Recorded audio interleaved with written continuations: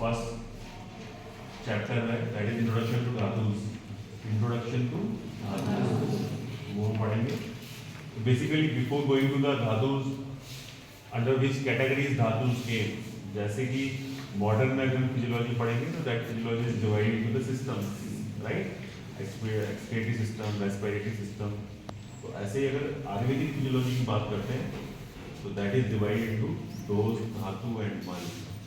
Dose, धातु and मल। There is one quotation, there is one श्लोक, दोष धातु मल मूलम ही शरीरम। दोष धातु मल, दोष धातु मल मूलम ही शरीरम। देयर इज अनदर कोटेशन, दोष धातु मल मूलम ही सदा देहस्य। तो दो कोटेशन है। पहली कोटेशन है दोष धातु मल मूलम ही शरीरम। सेकंड कोटेशन है दोष धातु मल मूलम ही सदा देहस्य। दोनों में अंतर क्या है? कुछ नहीं अंतर। पहली कोटेशन भी यही बताती है कि दोष धातु और मल ही शरीर के मूल है। दूसरी कोटेशन भी यही बताती है कि दोष धातु और मल से मिलकर ही शरीर बना हुआ है। अंतर क्या दोनों में? क्यों पढ़नी है हमको दोनों कोटेशन? हमें क्यों पता होनी चाहिए कि दोष धातु मल मूलम ही शरीरम एक दूसरी कोटेशन है, दोष धातु मल मूलम ही सदा देहस्य एक दूसरी कोटेशन है। वो हमें इसलिए पता होनी चाहिए क्योंकि ये दो कोटेशन दो अलग अलग आचार्यों ने दी है। जो दोष धातु मल मूलम ही शरीरम है वो आचार्य चरक ने दी है। जो दोष धातु मल मूलम ही सदा देहस्य है वो आचार्य बागभट्ट ने दी है। एग्जाम में क्वेश्चन आ जाएगा 10 मार्क्स में या 5 मार्क्स में, एक्सप्लेन दोष धातु मल मूलम ही सदा देहस्य। ये आ जाएगा, एक्सप्लेन दोष धातु मल मूलम ही शरीरम। जैसे हम हिंदी में पढ़ के आए होंगे 12th में कि जब ऐसे एक्सप्रेशन करने के लिए आता है कोई भी कोटेशन तो पहले हम रेफरेंस लिखते हैं, उसके बाद उसका मीनिंग और एक्सप्लेनेशन लिखते हैं।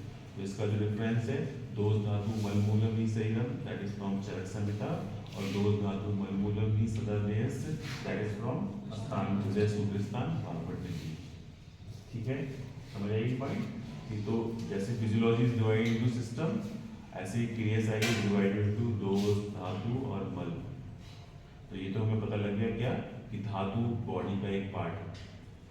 हाँ, नाउ व्हाट इज धातु, व्हाट इज दोष, तो वो हम पढ़ेंगे आगे कि धातु क्या है। तो पहले एक जनरल इंट्रोडक्शन कि व्हाट इज धातु। धातु comes under the one of the major composition of the body. शरीर को बनाने वाला एक बहुत इंपॉर्टेंट कंपोजिशन का पार्ट धातु। ठीक है, आगे पढ़ेंगे धातु। तो बेसिकली धातु क्या है तो उसके बारे में कोटेशन दिया हुआ है आचार्य सुश्रुत ने। धारणा धातुआ, धारणा धातु, जो बॉडी को धारण करे, जो बॉडी को सस्टेन करे उसे धातु बोलेंगे। तो धारणा धातुआ बोलने से बात नहीं बनती है। तो उसके लिए फिर एक जो चक्रपाणी थे, तो चक्रपाणी ने कमेंट्री दी है। मैंने बताया तो चक्रपाणी कौन थे? चक्रपाणी जो है वो आचार्य चरक के भी कमेंटेटर हैं और आचार्य सुश्रुत के भी कमेंटेटर हैं। ठीक है, तो उन्होंने चरकपाणी में आचार्य चरक मतलब चरक संहिता पे जो टीका लिखा है उसका नाम है आयुर्वेद दीपिका, और जो सुश्रुत संहिता पे टीका लिखा है उसका नाम है भानुमति टीका। तो there are the two major books, one is the Ayurveda Dipika and other is the Bhanumati. तो आयुर्वेद दीपिका भी चक्रपाणी के द्वारा लिखी गई है, भानुमति भी चक्रपाणी के द्वारा लिखी गई है। आयुर्वेद दीपिका चरक संहिता पे लिखी उनकी टीका है, भानुमति सुश्रुत संहिता पे उनकी टीका है। तो मैंने बोला कि धारणा धातुआ, जो हमारी बॉडी को धारण करे उसको धातु बोलेंगे। तो जब हमने ये बोल दिया हमारी बॉडी को धारण करे तो उसका पूरा पूरा मतलब समझिए धारण करने से क्या मतलब है। तो कमेंटेटर का काम ही यही है, जो शब्द थोड़े से कठिन हो उनको तोड़ के आसान कर दें। तो आचार्य चक्रपाणी ने उस पर टीका लिख के वो देते हुए बोला, धारण शब्दे धारण पोषण गति इत्यर्थम। मतलब धारण शब्द का मतलब धारण से, पोषण से और गति से लिया गया है। धारण से, पोषण से और गति से लिया गया। तो अगर हम सिर्फ धारण बोलेंगे तो धारण उपधातु भी करती है, तो वो एक कॉमन शब्द हो जाएगा। तो क्या उपधातु भी धातु है? नहीं, उपधातु एक दूसरा कंसेप्ट है, धातु एक दूसरा कंसेप्ट है। तो दोनों में अंतर क्या है? दोनों में अंतर क्लैरिफाई करने के लिए ही आचार्य चक्रपाणी ने टीका देते हुए बोला, धारण शब्दे धारण पोषणम गति इत्यर्थम।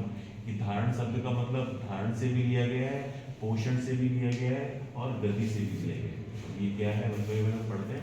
तो धारण, धारण का मतलब जो आपकी बॉडी को सस्टेन करे, जिसपे आपकी बॉडी टिकी हुई हो, जो आपकी बॉडी को सस्टेन करे। अगर आपकी बॉडी में से हड्डियां निकाल दी जाएं तो आपकी बॉडी खड़ी हो सकती है? नहीं। आपकी बॉडी से ब्लड, रक्त धातु निकाल दी जाए तो क्या आप जी सकते हो? नहीं। तो जिसपे आपकी बॉडी खड़ी हो, जो आपकी बॉडी को सस्टेन करता हो, उसको हम धातु बोलेंगे। ठीक है, तो ये जो धातु है, तो पहला शब्द उन्होंने बोला धारण, पोषण, गति इत्यर्थम। तो धारण का मतलब जो आपकी बॉडी को धारण करे, जिसपे आपकी बॉडी सस्टेन करती हो, उसको धारण कहते हैं। दूसरा उन्होंने यूज किया पोषण। पोषण का मतलब नरिशमेंट। तो धातु जो है वो अपना पोषण तो करेंगी करेंगी, साथ में उपधातुओं का भी पोषण करती है। तो धातु की वजह से आपकी बॉडी सस्टेन की हुई है, धातु अपना पोषण तो करती है, साथ में उपधातुओं का भी पोषण करती है। तो दूसरा शब्द था पोषण। पोषण का मतलब नरिशमेंट। तो धातुएं उपधातु का भी पोषण करती है। उपधातु आपकी बॉडी को धारण तो करेगी, लेकिन पोषण नहीं करेगी। धातु धारण भी करती है और पोषण भी करती है। तीसरा शब्द आया गति। गति का मतलब मूवमेंट। तो जो धातु होती है उनमें लगातार गति होती रहती है, उनमें लगातार मूवमेंट होता रहता है। तो गति का मतलब मूवमेंट। अब मूवमेंट में क्या है, जब मैं बताऊंगा धातु कैसे बनती है तब बताऊंगा। मतलब रस धातु है, वो ऐसा नहीं है पर्टिकुलर जगह पे सेटल्ड है, वो पूरी बॉडी में घूम रही है, उसका एक पोर्शन। रक्त धातु है, उसका एक पोर्शन पूरी बॉडी में घूम रहा है। इवन अस्थि धातु है, उसका भी एक पोर्शन पूरी बॉडी में घूम रहा है। तो that I will tell you, जब बताऊंगा धातु आगे तब बताऊंगा। तो तीन शब्द मैंने यूज किए, एक धारण, एक पोषण और एक गति। धारण का मतलब जो आपकी बॉडी को सस्टेन करे, पोषण का मतलब जो आपकी बॉडी को नरिश करे, गति का मतलब जिसमें मूवमेंट हो, उसको हम धातु बोलेंगे।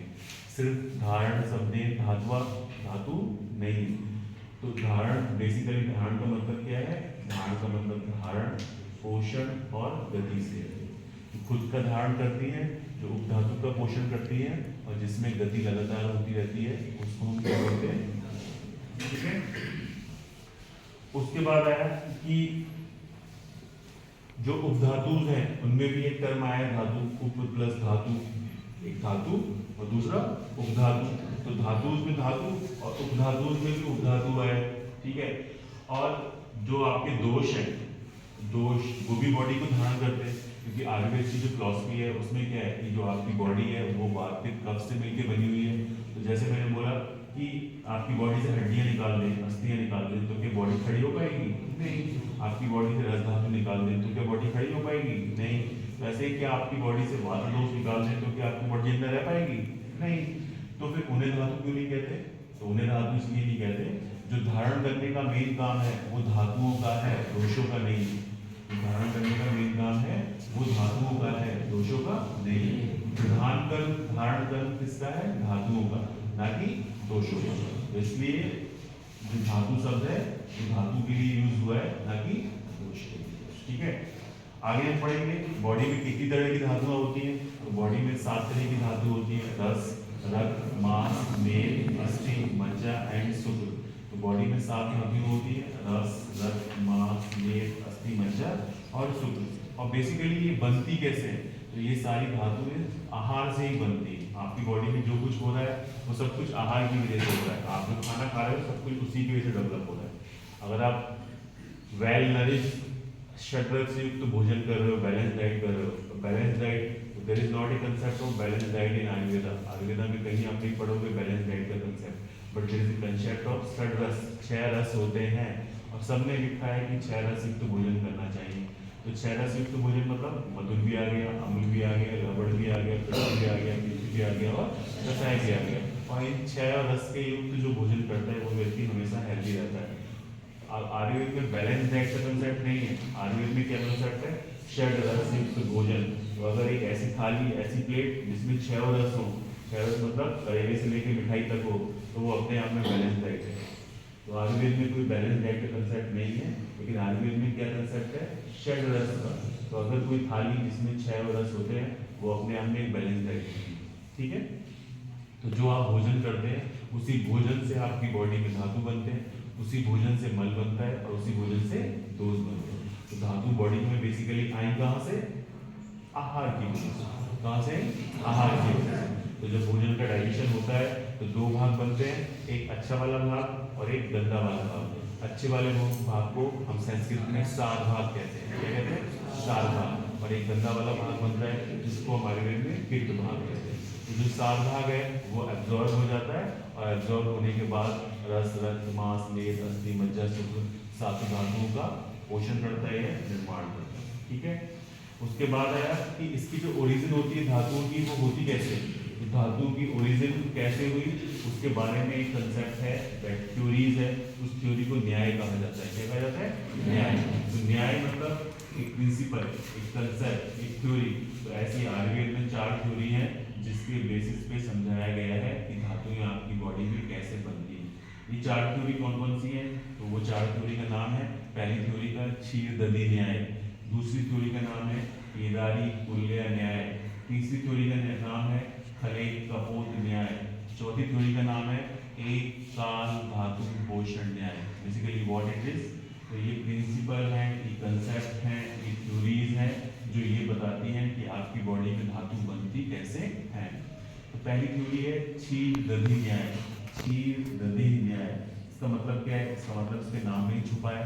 क्षीर का मतलब मिल्क, दधी का मतलब कर्ड। तो जैसे हम दूध को जमाते हैं और दूध को जमाने से पूरा दूध दही में कन्वर्ट हो जाता है, तो वैसे ही ये थ्योरी है। ये थ्योरी कहती है जब आप भोजन करते हो तो भोजन से जो सार भाग बनता है उस सार भाग से सर्वप्रथम रस धातु बनती है और बाद में वो रस धातु रक्त धातु में कन्वर्ट हो जाती है रक्त मांस में।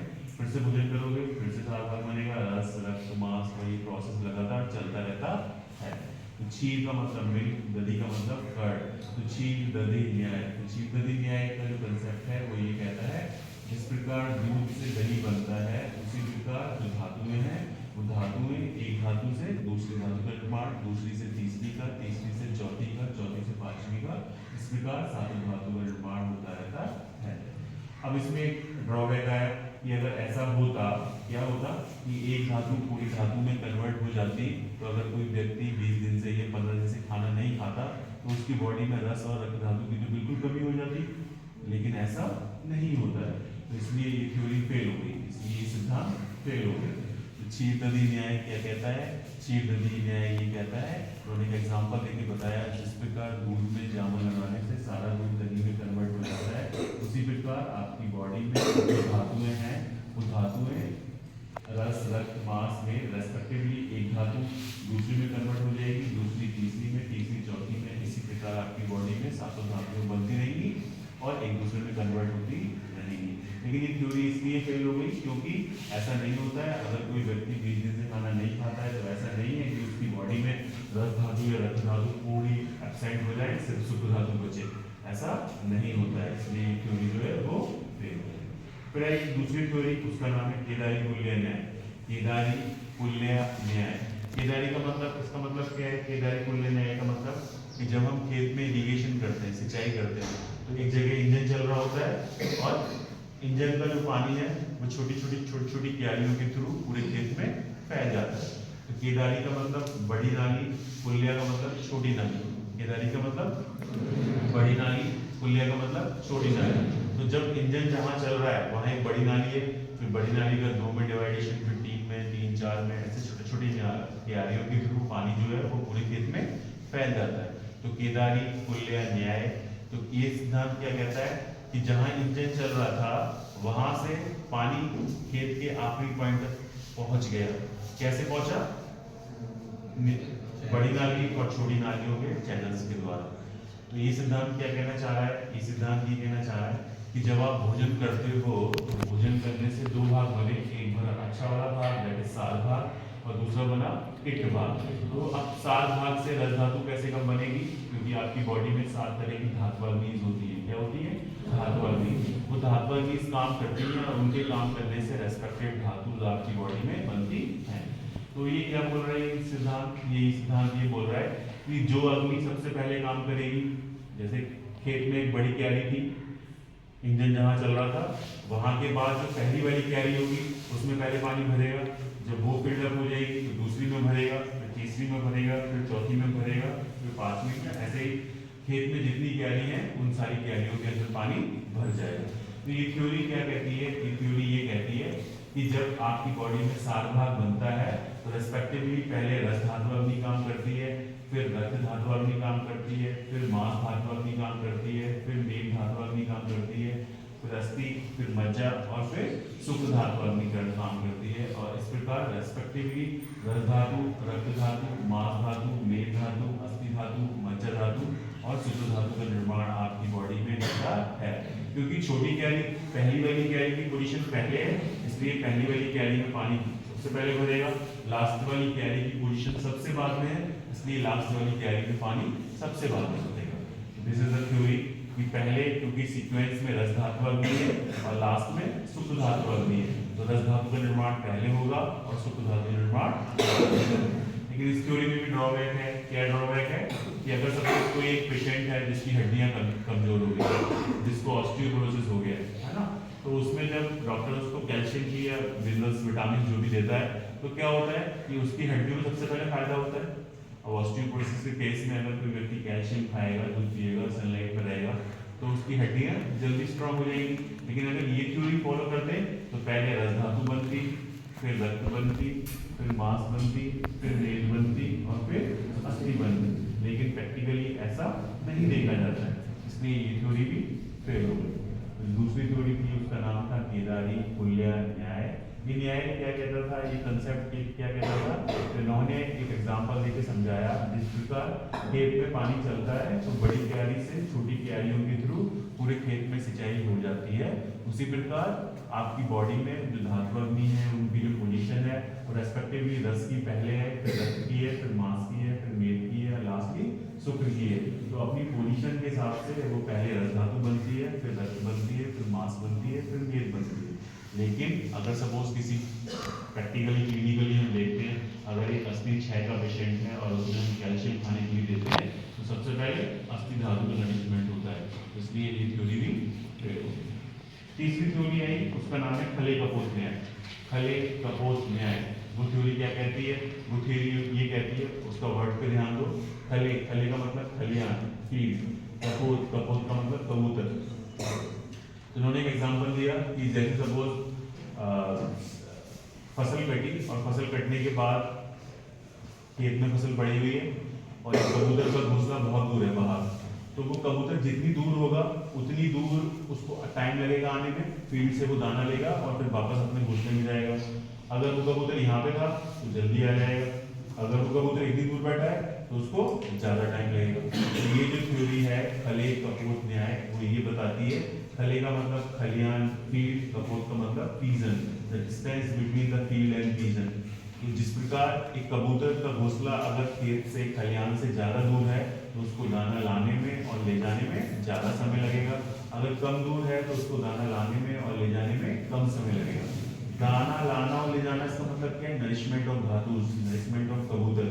कबूतर कितनी देर में खाएगा तो वो किस पे डिपेंड कर रहा है, वो डिस्टेंस पे डिस्टेंस कर रहा है। अगर डिस्टेंस ज्यादा है तो उसको कबूतर को दाना खाने में ले जाने में ज्यादा समय लग रहा है, अगर डिस्टेंस कम है तो उसको कम समय लग रहा है। तो ये थ्योरी क्या बताती है, तो ये थ्योरी ये बता रही थी कि depending on the distance between the field and pigeon the nourishment of pigeon will occur. In the same way the depending on the position of धातु अग्नि इन द सीक्वेंस, सपोज रस धातु अग्नि की पोजीशन पहले है तो रस धातु अग्नि पहले बनेगी, शुक्र धातु अग्नि की पोजीशन सबसे लास्ट में है तो शुक्र धातु अग्नि सबसे लास्ट में बनेगी। अब इसको हम कैसे क्रिटिसाइज करेंगे, ये थ्योरी भी फेल नहीं हुई। सपोज कोई इम्पोर्टेंसी का पेशेंट है जिसमें सीमेन की कमी है, जिसके अंदर एंजियोस्पर्मिया है, जिसके अंदर स्पर्म नहीं बनते हैं, तो अगर हम उसको एफ्रोडाइसिक मेडिसिन देते हैं तो सबसे पहले स्पर्म बनेंगे। ऐसा नहीं है कि पहले उसका हीमोग्लोबिन लेवल बढ़ेगा बाद में स्पर्म बनेंगे।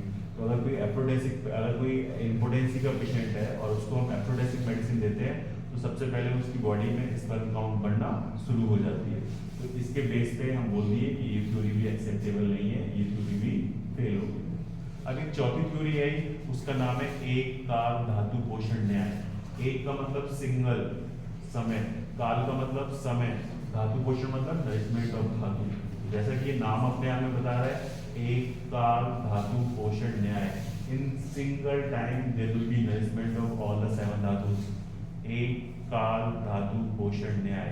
एक का मतलब सिंगल, काल का मतलब समय, धातु पोषण का मतलब नरिशमेंट ऑफ द धातु। ये थ्योरी किसने दी, एक टीकाकार है आचार्य बागभट के, उनका नाम है अरुण दत्त। क्या नाम है? अरुण दत्त। तो अरुण दत्त ने ये थ्योरी दी। इस थ्योरी का नाम है एक का धातु पोषण न्याय। वो क्या बोलते हैं? वो ये बोलते हैं कि with in a single time, एक सिंगल समय में, उसी समय में सातों धातु अग्नि एक साथ काम करेंगी और एक साथ अपना अपना पोषण ले लेंगी। तो ये एग्जांपल इन्होंने बोला कि कैसे, कि सपोज ये सात भाग बना, इस सात भाग पे सातों धातु अग्नि एक सिंगल समय में काम कर रही है। रस धातु को कोई और मिनरल चाहिए, रक्त धातु को आयरन चाहिए, मांस धातु को सपोज कैल्शियम चाहिए, अस्थि को कैल्शियम चाहिए, फैट को लिपिड चाहिए। तो जो जिसको चाहिए वो अपना अपना रेस्पेक्टिव अंश एक ही समय में ले लेंगी और एक ही समय में सातों धातुओं का निर्माण करेंगी। तो ये थ्योरी एक्सेप्टेबल है। इस थ्योरी का नाम है एक काल धातु पोषण न्याय। एग्जाम में ऑब्जेक्टिव क्वेश्चन आएगा, which of the theory is acceptable इन आयुर्वेदा? तो दैट इज एक काल धातु पोषण न्याय। हु हैज गिवन एक काल धातु पोषण न्याय?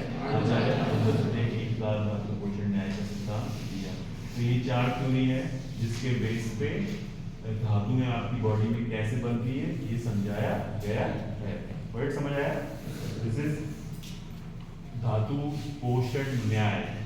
धातु पोषण न्याय, न्याय का मतलब कंसेप्ट और थ्योरी, धातु पोषण का मतलब नरिशमेंट ऑफ धातु। तो आपकी बॉडी में धातु कैसे बनती है इसके संदर्भ में हमारी संहिताओं में चार तरह के सिद्धांत या न्याय देखने को मिलते हैं। पहला शीतदि, दूसरा केदारी कुल्य, तीसरा खले कपोत और चौथा एक का धातु पोषण। Got it? तो अभी हमने क्या पढ़ा, मैं समराइज कर देता हूँ एक बार। अभी हमने ये पढ़ा कि बेसिकली धातु है क्या। तो dhatu is a part of body. There are the two concept in Ayurveda, dosha dhatu मलमूलम ही शरीरम, अनदर इज द दोष धातु मलमूलम ही सदा देहः। दोष धातु मलमूलम ही शरीरम is a concept given in Acharya, given by the Acharya Charak in Charak Samhita Hindustan. Your body is made of the root component of the body is the दोष धातु and मल। The second is the दोष धातु मल मूलम ही सदा देहस्, मतलब आपकी जो बॉडी है वो दोष से, धातु से और मल से मिलकर बनी हुई है, यह उनका कंपोजिशन है। This is the concept given in the Ashtanga Sutra by Acharya Bhagavad। Now let's see what is धातु। तो there is a concept given by आचार्य शिश्रुत, धारणा धातुआ, जो आपकी बॉडी को धारण करे, sustain your body is known as धातु। But this concept is somewhat insufficient. So Acharya Chakrapani has elaborated on this concept and he has given the commentary। धारणा शब्दे धारण पोषण गति इत्यर्थम। The धारण शब्द indicate धारण, पोषण and गति। धारण का मतलब सस्टेन, पोषण का मतलब नरिशमेंट, गति का मतलब movement. If a component has the धारण property, if a component has the पोषण property, if a component has the गति, then it will known as धातु, otherwise it will not known as धातु। फिर उन्होंने बोला there is a concept कि उपधातु जो है उनमें भी धातु शब्द आया है, ये जो दोष हैं वो भी धारण का काम करते हैं। तो उनको धातु क्यों नहीं कहते? उनको धातु इसलिए नहीं कहते क्योंकि दोष का मेन काम धारण नहीं है। किसी का मेन काम होना चाहिए ना, तो जैसे धातु का मेन काम धारण करना है, ऐसे दोष का मेन काम धारण कर्म नहीं है, इसलिए दोष को धातु नहीं कहा जाता। प्राय धातु कितने प्रकार की होती है? धातु 7 प्रकार की होती है, रस, रक्त, मांस, मेद, अस्थि, मज्जा। तो इन धातुओं का निर्माण कहाँ से होता है? इन धातुओं का निर्माण मनुष्य के द्वारा ग्रहण किए हुए भोजन से होता है। दैट भोजन का जो अच्छा वाला पोषण है उसको सार भाग कहते हैं और उसी सार भाग से इन धातुओं का आपकी बॉडी में निर्माण होता है। उसके बाद कल से क्वेश्चन आएगा धातु पोषण निर्माण। तो what do you mean by dhatu पोषण निर्माण? द कंसेप्ट और the theory related to the formation of dhatus given in Ayurveda is known as dhatu पोषण न्याय, ये धातु पोषण सिद्धांत, ये धातु पोषण निर्माण। There are the 4 types of theories that has given. Number 1 शीतदि न्याय, number 2 केदारी कुल्य न्याय, number 3 खले कपोत न्याय, number 4 एक काल धातु पोषण न्याय। We will explain one by one. शीतदि, शीत means milk, dadi means curd. They have given the example of milk and curd. By curdling them from milk to curd, whole milk is converted into the curd. In the same way, by formation of the dhatus, one dhatu is converted into the another dhatu, and another dhatu will convert into the next dhatu. Likewise, all the 7 dhatus will form in your body. But this theory is not acceptable. Why? Because they have given the example. Suppose if in your body there is a lack of blood, and if you will give the tablet of the iron, then the blood will form. rapidly as compared to the first the formation will be the Ras Dhatu, then there will be formation of Rakta Dhatu. Directly iron tablet will act on the Rakta Dhatu, and because of the iron, the Rakta Dhatu will increase in your body. So this theory is failed. The second theory is given by the Khale-Kapot Nyaya. Khale means field, Kapot means pigeon. So this theory what it will indicate? It indicates the distance between the field and pigeon. The distance between the pigeon and field will be more. It will take more time for pigeon to take the grains from field and reaching to the nest. In the same way, depending on the distance, depending on the sequence of the Dhatuvagni in a cycle, likewise, Ras Dhatuvagni is the first position, Supta Dhatuvagni is in the last position. Depending on the position of Dhatuvagni in a cycle, it will work on the Sadhara of the food and it will form respectively Dhatus. लेकिन ये भी acceptable नहीं है क्योंकि ऐसा नहीं होता. अगर सपोज ऑस्टियोपोरोसिस का केस है और हम उसको कैल्शियम देंगे तो because calcium will act fastly on the bone and the bone degeneration will be seen rapidly as compared to the formation of first Ras Dhatu then Rakta Dhatu. So this theory is also failed.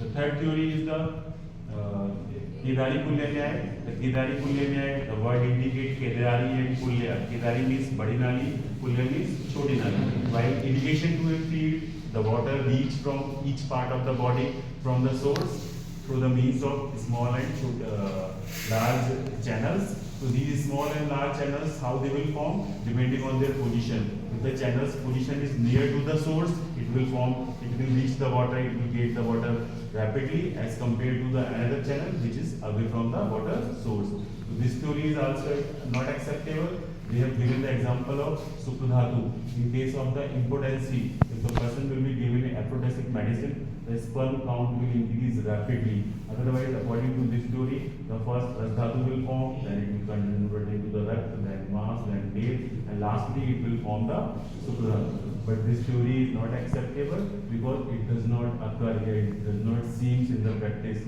When there is a case of impotency, if you will give the aphrodisiac medicine, the sperm count will increase rapidly.